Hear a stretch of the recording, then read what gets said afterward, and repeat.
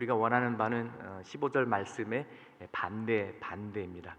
아, 그래서 우리가 회개를 할 때 하나님께서 우리를 회복시키시고 우리에게 축복을 주셔서 그들이 어디로 가든지 여호와의 손이 그들에게 축복을 내리셨다라는 이런 그 15절 말씀의 반대의 결과가 미국 땅에도 한국 땅에도 주의 백성들에게도 임하기를 주님의 이름으로 축원합니다.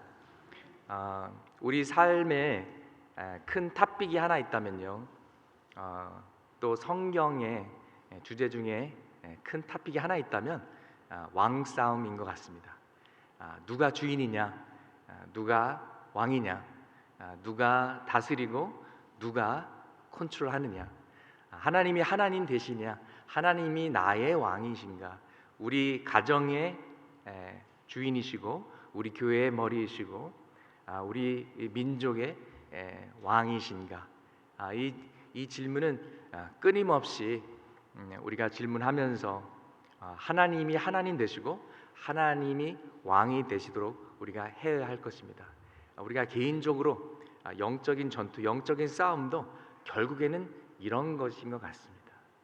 예수님도 이 땅에서 늘 그 싸움을 하시면서 승리하셨습니다. 아버지, 제 뜻대로 마옵시고 아버지 뜻대로 하옵소서. 크리스천은 항상 이 기도를 하는 사람이라고 말할 수 있겠습니다. 우리 마음대로 사는 것이 아니라, 내 뜻대로 사는 것이 아니라 아버지 뜻대로 살고, 하나님이 원하시는 것이 내가 원하시는 거고, 하나님이 슬퍼하시는 것을 내가 슬퍼하는 것, 이것이 성도의 삶이라고 말할 수 있겠습니다. 결국 인간의 모든 죄의 뿌리는 이 왕싸움에서 나오는 것입니다. 하나님이 우리를 창조하셨고 하나님이 우리의 주인이심에도 불구하고 내 삶은 내 거라고, 내 인생은 내 거라고 우기고 내 뜻대로, 내 마음대로, 내 멋대로 살려는 것, 이것이 원죄이자 모든 죄의 뿌리라고 말할 수 있겠습니다. 그래서 아담은 하나님의 말씀을 거역했습니다. 하나님의 뜻을 버리고 하나님의 창조 질서를 깨뜨리고 자기의 길을 선택했고, 그로부터 인류는 죄의 길을 걷게 되었습니다. 오늘 사사기 말씀, 얼마나 슬픈 그런 말씀입니까? 처음에는 너무나도 아름답게 좋게 시작했습니다. 그러나 안타깝게도 그 신앙을 유지하지 못했습니다. 이스라엘이 애굽에서 종살이했을 때 하나님께서 그들을 구원하여 주셨습니다. 애굽의 바오로 왕, 자기가 신이라고 믿었던 그 바오로 왕과 하나님께서 맞서서 정말 참된 왕이 누구인지, 정말 참된 신이 누구인지 너무나도 명확하게 보여주셨습니다. 그리고 홍해 바다를 가르면서 길이 없는 곳에 길을 내어주셨고, 여리고성을 무너뜨렸고, 정말 먹을 것이 없는 광야에서, 사막에서 만나를 주셨고, 반석에서 정말 생수를 주시면서 이 백성들을 40여 년 동안 이끌어 주셨습니다. 그리고 그 세대는, 여호수아 세대는 잊지 않겠다고 맹세했고 결국 잊지 않았습니다. 또 여호수아 같이 섬겼던 리더들, 장로들도 잊지 않았습니다. 그들은 가나안을 정복한 승리의 세대였습니다. 여호수아와 갈렙 같은 많은 믿음의 영웅들이 있었습니다. 그러나 사사기의 비극은 그들이 제대로 가르치지 못했는지, 아니면 후세대가 잘 따라주지 못했는지 그 신앙의 유산이 이어지지 않았다라는 것입니다. 때로는 우리 교회에서도 신앙이 있는 듯하지만 그냥 매너리즘에 빠진 종교인들을 종종 보기도 합니다. 저도 사실 그런 종교인 중에 한 사람이었습니다. 모태 신앙으로 자라서 이것도 못해 저것도 못해, 그리고 정말 삶의 열매는 없으면서 설교를 비판하고 교회 방침을 비판하고 정말 못된 모태 신앙에서 못된 신앙이 되는 그런 모습 속에서 정말 17살 때 예수님을 인격적으로 만나기 전까지는 그냥 착하게 살면 천국 가는 줄 알고 착각했던 그냥 종교인이었습니다. 이런 모습이 사사기 2장에서 나오고요. 거기서 더 악화돼서 아예 교회를 나가지도 않고 아예 여호와를 배신하고 다른 신들을 섬기는 그런 슬픈 모습이 여기에 나옵니다. 이것이 그들이 여호와를 알지도 못하고 여호와께서 행하신 큰 일도 알지 못하더라라고 이렇게 표현되어 있습니다. 살아있는 믿음에서 종교적인 모습으로, 그리고 결국에는 능력 없는 껍데기만 남은 그런 슬픈 모습인 것입니다. 그래서 그러나 하나님께서 이스라엘 백성들을 너무나 사랑하셨기 때문에 그냥 내버려 두지 않으셨습니다. 어려움을 통해서 그들이 회개하게 하시고 그들이 부르짖을 때 사사를 보내셔서 다시 구원하시고 예배가 회복되게 하셨습니다. 사사기에서 이것이 7번을 반복이 됩니다. 그래서 온니엘, 에훗, 드보라, 바락, 기드온, 아비멜렉, 입다, 삼손, 이렇게 7 사사들을 통해서 7번의 반복이 반복되지만 그래도 그들이 깨닫지 못하는 그런 안타까운 모습을 봅니다. 사사기는 이 마지막 한 구절로 정리할 수 있겠다고 보겠습니다. 이스라엘의 왕이 없으므로 사람이 각기 자기의 소견에 오른 대로 행하였더라. 하나님이 왕이 되시지 않으니까 다 각자 자기의 왕이 돼서 제멋대로 살았다라는 것입니다. 참 이 사사기 말씀이 오늘에도 적용이 되고 또 놀랍고 두려운 것은 오늘의 모습, 오늘의 미국의 모습, 오늘의 교회의 모습, 오늘의 한국의 모습이 사사기의 모습과도 비슷한 흡사한 모습들이 참 많다라는 것입니다. 사사기의 결국 가장 큰 문제는 리더십의 부재였습니다. 하나님이 리더로 인정받지 못하고 하나님을 하나님으로 모시지 않고 하나님을 왕으로 모시지 않았기 때문에 제대로 선 리더가 있을 수가 없었습니다. 그래서 이 리더십의 부재를 통해서 3가지 현상이 나타났는데요. 첫 번째는 우상 숭배였습니다. 물론 오늘날 돌 앞에 절하고 나무 앞에 물 떠다 놓고 비나이다 하는 사람들은 많지는 않습니다. 그러나 옛날과도 똑같이 쾌락주의와 자기도취주의와 물질주의라는 우상들을 우리는 섬기고 있습니다. 어떤 분은 간단히 표현해서 돈, 섹스, 파워 이렇게 정리하기도 하시는데요. 결국 우리의 몸의 즐거운 것과 정말 우리의 자신의 존재감을 키워주는 것과 그리고 우리가 쥐고 잡을 수 있는 반짝거리는 것들을 우리가 한다는 것입니다.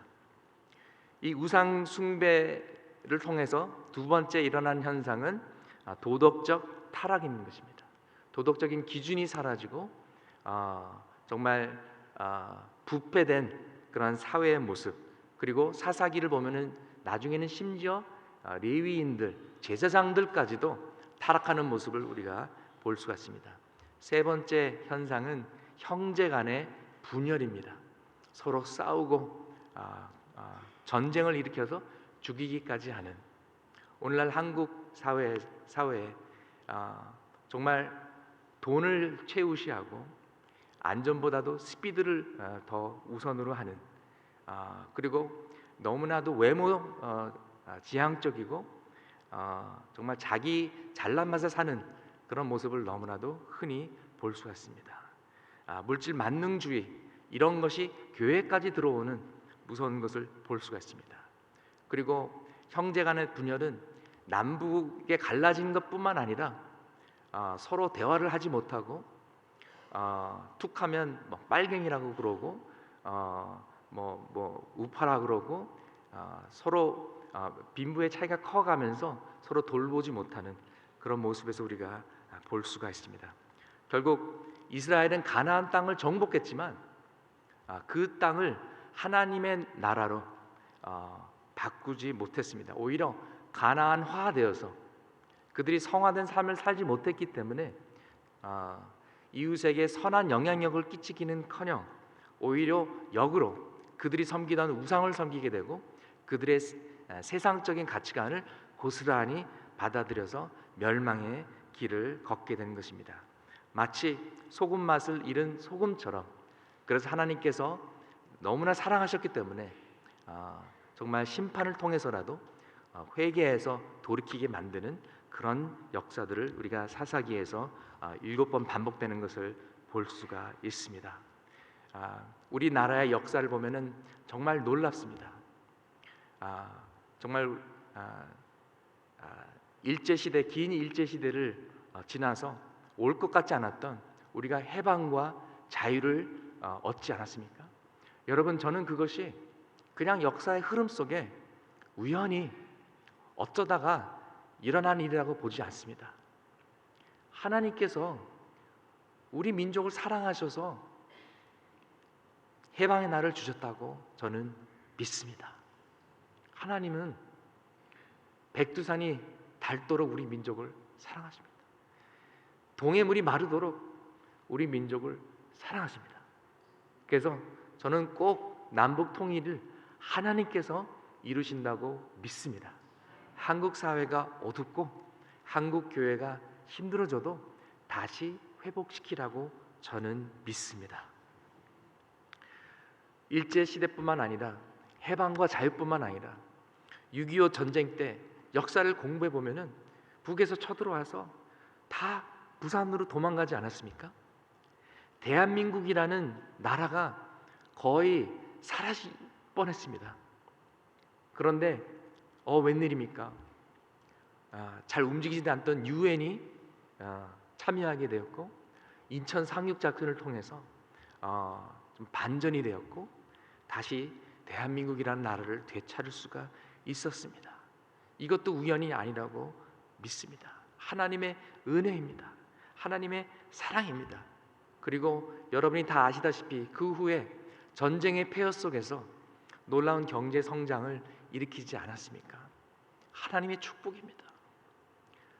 그런데 이스라엘 백성들이 약속의 땅을 얻고 가나안을 정복하고 하나님께서 애굽의 종살이에서 자유시켜서 정말 광야에서 만나와 생수를 마시며 정말 약속의 땅에 들어왔는데 한 세대 두 세대가 지나가면서 다 잊어버렸던 것처럼 한국민들도 한국 사람들도 하나님의 은혜와 축복을 다 잊은 듯합니다.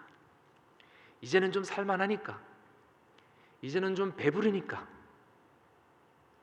하나님의 은혜를 망각하게 되지 않았나. 어제 인도에서 오신 제 친구 목사님과 잠깐 교제 시간을 가졌습니다. 참 훌륭하신 목사님이시고 인도에서 훌륭한 목회뿐만 아니라 신학교를 운영하시면서 많은 복음의 사역자들을 키우십니다. 그리고 모슬렘 지역도 다 이렇게 보내셔서 복음을 선포하게 하시는데요. 또 이분이 신학교 총장으로서 그들에게 늘 강의하면서 한국 교회를 말씀하신답니다. 그러면서 한국에 가면 기도 산들이 있다. There are prayer mountains. 한국 성도들이 얼마나 열심히 기도하는지를 아느냐? 산에 올라가서 나무를 붙잡고 나무를 뽑기도 하고, 산에 올라가서 조그마한 오두막집 같은 거기 방 같은 데 들어가 가지고 철야 기도하고 밤새도록 기도한다, 그렇게 가르친다고 저한테 말씀해 주셨습니다. 그러면서 아직도 한국 산에는 이런 프레어 마운틴이 많냐고 저한테 물어봤을 때 저는 사실 너무나 부끄러웠습니다. 그래서 그 목사님께 참 유감스럽지만 기도원들이 문을 닫고 있다고, 그런 모습들이 점점 사라지고 있다고. 그래서 제가 이번에 한국에 들어가고 한국에서 개척교회를 하는 이유도 사실 그것과 관계있다고 말씀을 드렸습니다. 기도가 사라지니까 한국 사회가 어두워지고 있습니다. 기도가 사라지다 보니까 한국 교회가 복음의 능력을 잃고 있습니다. 여호와를 알지도 못하고 여호와께서 행하신 큰 일도 알지 못하는 그런 시대가 돼 가고 있습니다. 베드로와 요한은 난진뱅이를 향해서 금과 은은 내게 없지만 내게 있는 것은 내게 주노니 나사렛 예수의 이름으로 일어나 걸으라고 선포했고 기적의 역사가 일어났습니다. 초대교회는 멋있는 건물도 없었고 돈도 없었지만 깊은 신학도 없었지만 그러나 그들에게는 정말 불타는 신앙과 예수 그리스도의 이름과 복음의 능력과 거룩함의 능력이 있었습니다.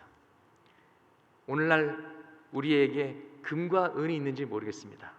좋은 예배당이 있는지 모르겠습니다. 정말 주석이 달린 좋은 성경책이 집에만 해도 두세 개 있는지 모르겠습니다.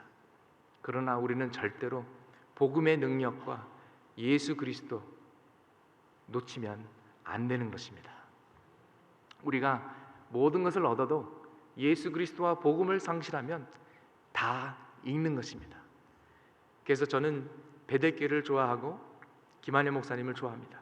왜냐하면 교회의 본질, 목회의 본질, 복음, 예수 그리스도, 십자가 늘 이런 것을 강조하시기 때문에 우리가 살길로 빠지지 않고 오직 정도를 걷도록 인도해 주시기 때문입니다. 여러분, 우리의 삶 가운데서 우리의 교회에서 기도의 사역이 사라지면 안 됩니다. 기도를 잃으면 우리는 모든 것을 다 잃는 것입니다. 인도에서는 아직도 말씀 시간, 설교 시간보다 기도의 시간이 더 길다고 합니다. 여러분, 교만의 극치가 무엇인지 아십니까? It's prayerlessness. 기도하지 않는 것입니다. 기도하지 않는다는 것은 하나님의 도움 없이도 나 스스로 잘할 수 있어. 하나님이 도와주시지 않아도 나는 잘할 수 있어 라는 것이기 때문에 기도하지 않는 것은 교만과 오만의 극치라고 말할 수 있겠습니다. 여러분, 출애굽기 17장 8절에서 16절 말씀 잘 아시지 않습니까? 아말렉과의 전쟁이 터졌습니다. 여호수아는 군대를 이끌고 나가서 싸웁니다. 모세는 산 위에 올라가서 기도를 합니다. 그런데 웬일입니까? 손을 들고 막대기를 들면 이스라엘이 이깁니다. 내리면 집니다. 기도에 손을 올리면 이깁니다. 이거는 초딩 아이들도 그 깨달을 수 있는 원리 원칙이 여기 있습니다. 기도하면 승리하고 기도하지 않으면 패배하는 것입니다. 이 단순한 원리 원칙은 오늘도 동일합니다. 그래서 우리는 기도해야 됩니다. 기도하면 됩니다. 기도하면 하나님께서 응답하시는 줄 믿습니다.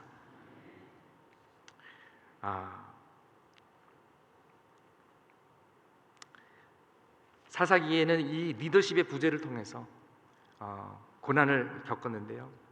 정말 최근 몇 년에 저희 한국 교회에 정말 아버지 같은 많은 분들이 돌아가셨습니다.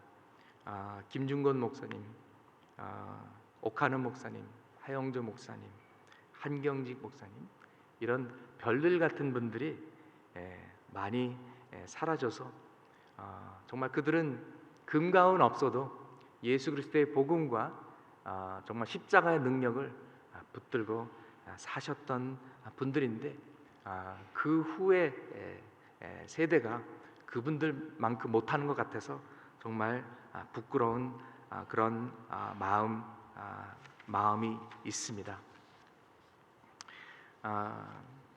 제가 이번에 한국으로 나가게 되었는데요. 많은 분들이 놀라십니다. 근데 제가 전날 밤에 김치찌개를 잘못 먹고 속이 거북해서 갑자기 내린 결정은 아니고요. 저는 개인적으로 3, 4년 동안 오랫동안 사실 기도했던 그런 내용이었습니다. 정말 오랫동안 하나님께서 저에게 하나님께서 한국을 사랑하시기 때문에 나도 한국을 사랑해야 되고 또 한국 교회를 사랑할 수밖에 없고 또 탈북자들을 사랑할 수밖에 없고 이런 많은 마음들을 주셨습니다. 근데 한국에서 방황하는 청년들 어떤 경우에는 대학생들의 3%도 교회 가지 않는다는 그런 통계가 있는데요. 그런 것을 들을 때마다 너무나 가슴이 아팠습니다. 그래서 한국 교회가 복음의 본질에서 벗어난 듯하고 많은 영혼들이 방황하고 한국 교회가 한국 사회에서 존경받지 못하고 비판받고 이런 것들 생각할 때 너무나 마음이 아팠고 하나님 한국의 부흥의 역사가 있게 하여 주시옵소서, 회복의 역사가 있게 하여 주시옵소서. 정말 오랫동안 기도했는데 이제는 그 기도가 하나님 저를 부족하지만 저를 사용해 주시옵소서, 저를 보내 주소서라는 그런 기도가 되었습니다. 그래서 한국의 안 좋은 뉴스를 들을 때마다 정말 감사하다. 나는 미국에 살고 있어서 너무 감사하다. 한국은 잠깐 방문하면 재미있을지 몰라도 정말 살 곳이 못 되는구나 이런 생각을 가졌습니다. 그런데 더 이상 정말 강 건너 불 구경하듯이 그냥 기도만 하고 끝나는 것이 아니라 직접 가서 이제는 해결책의 하나가 되고 싶습니다.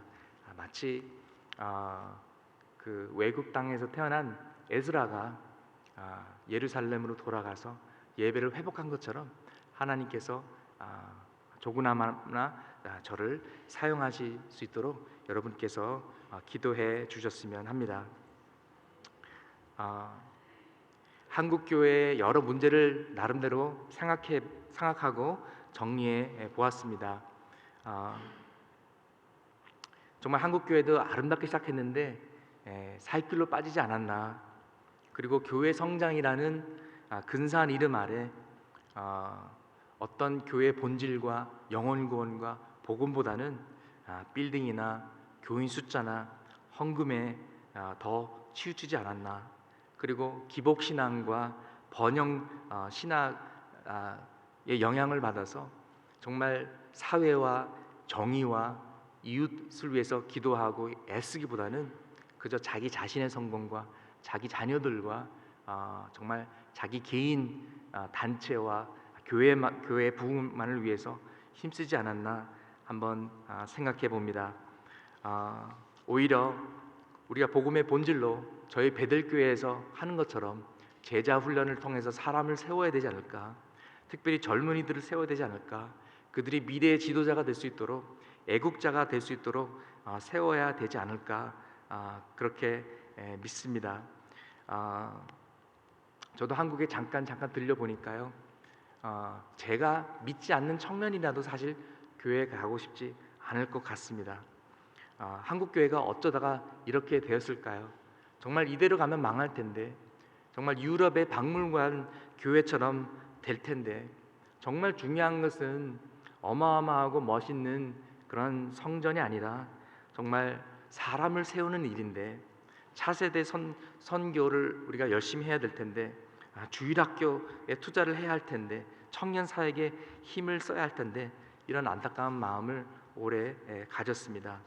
또 한국에도 이제는 꽤 많은 100만이 넘는 다문화 가정이 있다고 들었고요.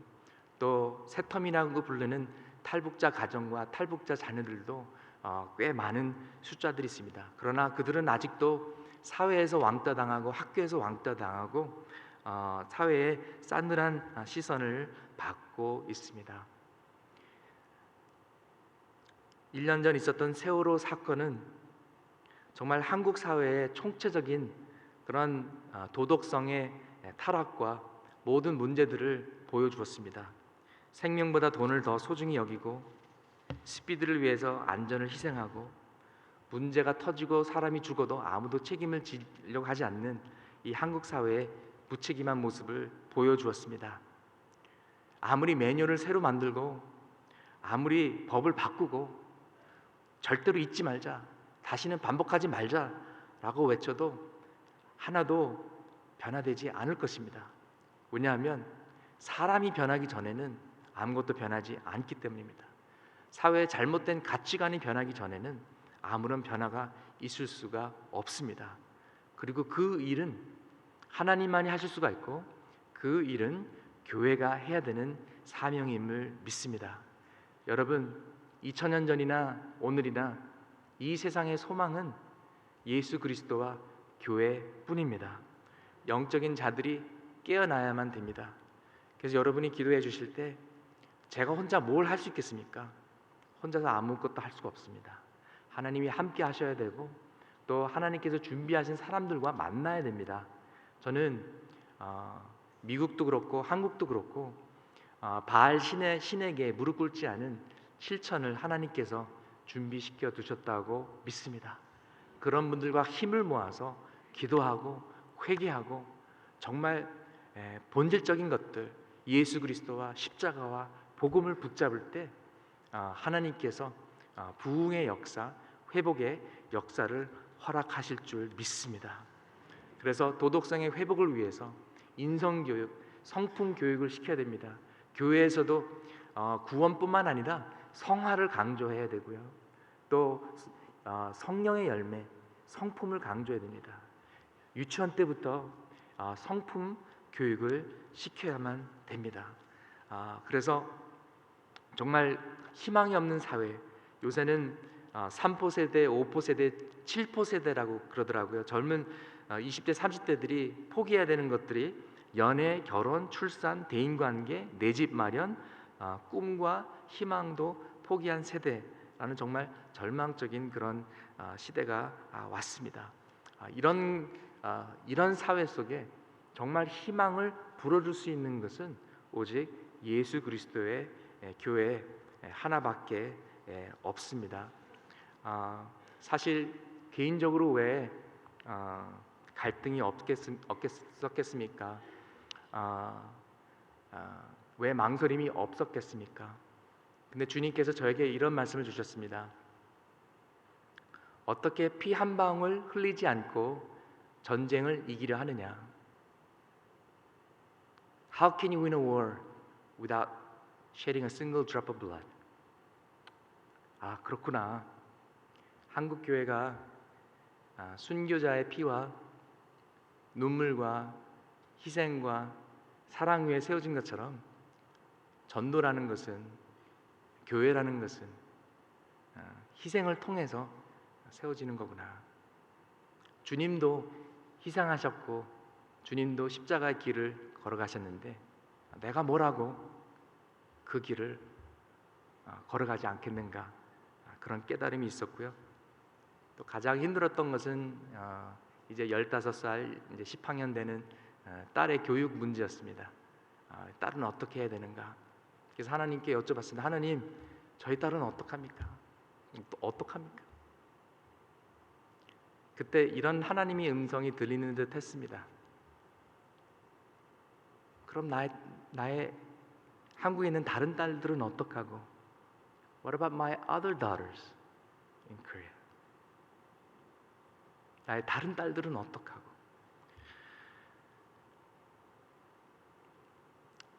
저는 그때 한없이 눈물을 흘릴 수밖에 없었습니다. 어떤 분은 저의 소식을 접하고 참 불쌍한 눈으로 보시는 분들이 계십니다. 특별히 권사님들에게 제가 좀 어리버리하게 보여서 그런지 모성애를 지극히 자극하는 것 같습니다. 불쌍한 눈으로 쳐다보시고 말은 하지 않지만 참 너 무모한 짓을 하는구나. 근데 사실 슬퍼할 일은 아닙니다, 여러분. 제가 귀향살이 가는 것은 아니고요. 뭐 교회에서 쫓겨나는 것은 더더욱 아니고요. 솔직히 미국에서 오라는 교회 있습니다, 여러분. 저 갈 때 있어요. 그렇게 능력 없는 사람 아니고요. 베델교회에서 저를 파송해 주신 것입니다, 여러분. 안디옥 교회에서 시시껄렁한 아래 것들을 보내지 않고 바울과 바나바를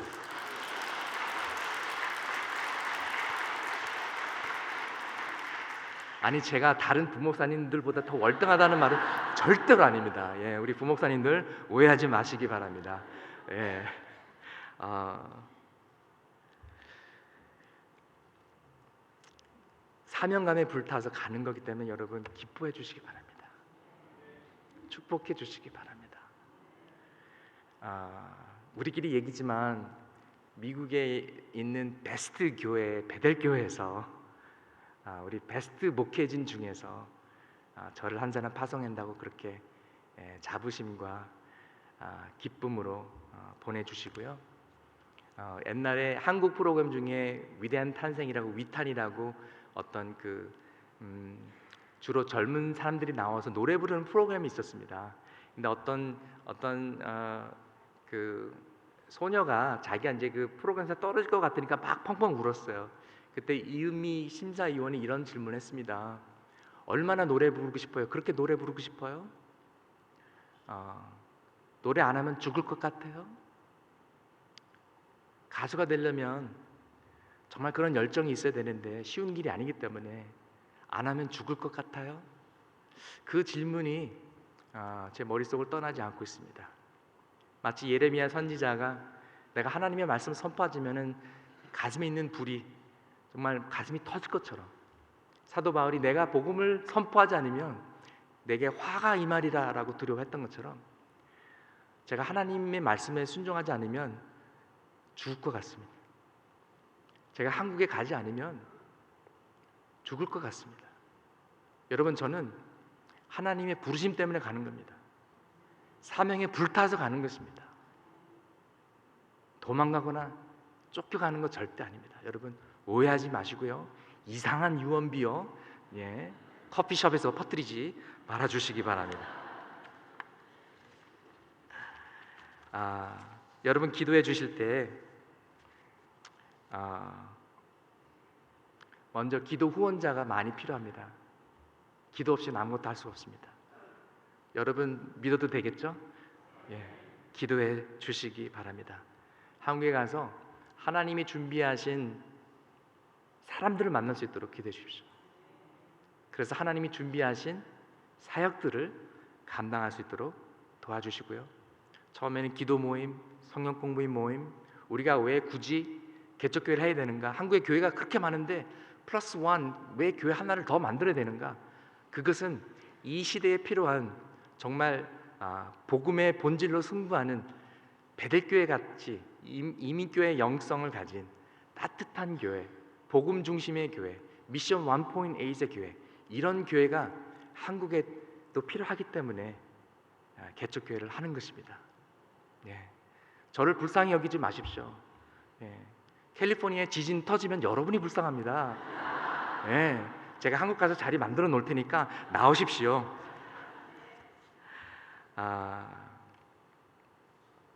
하나님께서 저와 또 다른 분을 사용하셔서 통일 한국을 준비하실 줄 믿습니다.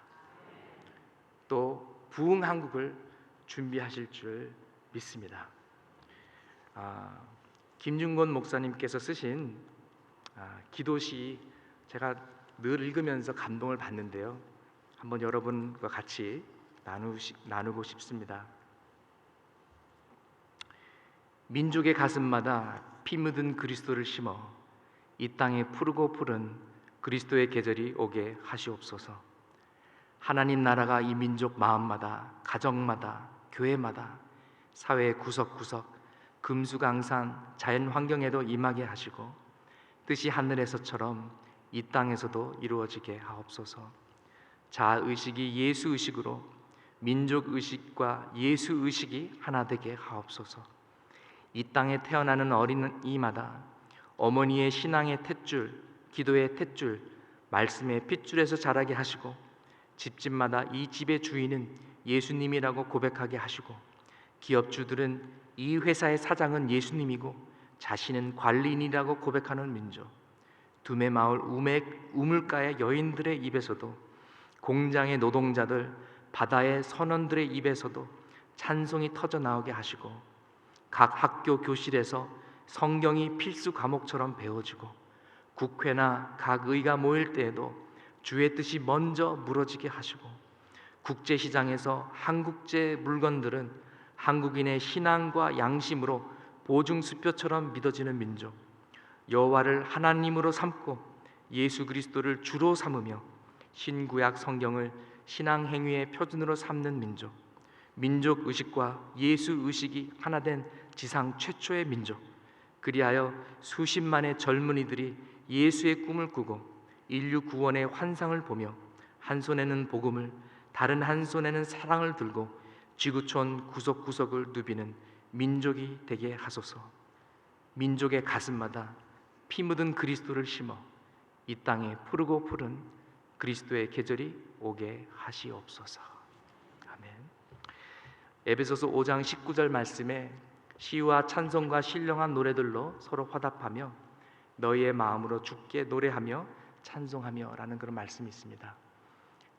제가 지난 몇 달 동안 특별히 저에게 힘이 된 이사야 말씀이 있는데, 그 말씀을 제가 사랑하고 존경하는 정우성 목사님께서 노래로 작곡하셨습니다. 그래서 우리가 한 두 번 불렀으면 좋겠는데요.